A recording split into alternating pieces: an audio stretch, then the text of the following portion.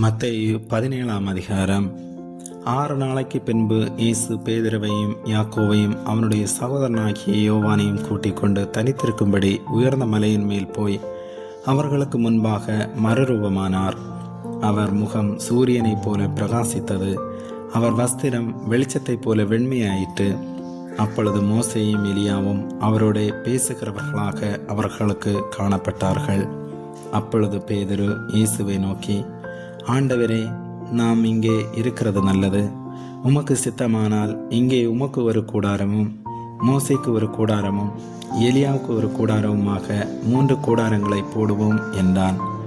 அவன் பேசுகையில், இதோ ஒளியுள்ள ஒரு மேகம் அவர்கள் மேல் நிழலிட்டது.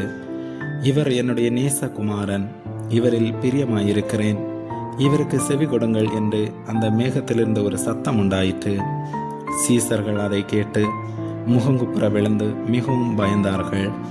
அப்பொழுது இயேசு வந்து அவர்களை தொட்டு, எழுந்திருங்கள், பயப்படாதேயுங்கள் என்றார். அவர்கள் தங்கள் கண்களை ஏறெடுத்து பார்க்கையில் இயேசுவை தவிர வேறு ஒருவரையும் காணவில்லை. அவர்கள் மலையிலிருந்து இறங்குகிற போது இயேசு அவர்களை நோக்கி, மனுஷகுமாரன் மரித்தோலிருந்து எழுந்திருக்கும் வரைக்கும் இந்த தரிசனத்தை ஒருவருக்கும் சொல்ல வேண்டாம் என்று கட்டளையிட்டார்.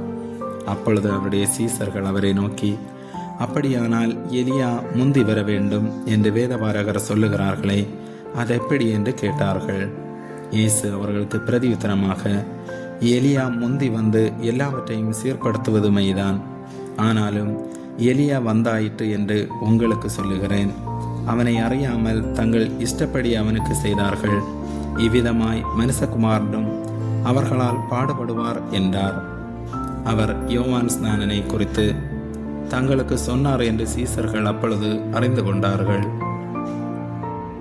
அவர்கள் ஜனங்களிடத்தில் வந்தபோது ஒரு மனுஷன் அவரிடத்தில் வந்து அவர் முன்பாக முழங்கால் படியிட்டு, ஆண்டவரே, என் மகனுக்கு இரங்கும். அவன் சந்திரரோகியாய் கொடிய வேதனைப்படுகிறான். அடிக்கடி தீயிலும் அடிக்கடி ஜலத்திலும் விழுகிறான். அவனை உம்முடைய சீசர்களிடத்தில் கொண்டு வந்தேன். அவனை சுஸ்தமாக்க அவர்களால் கூடாமற் போயிற்று என்றான்.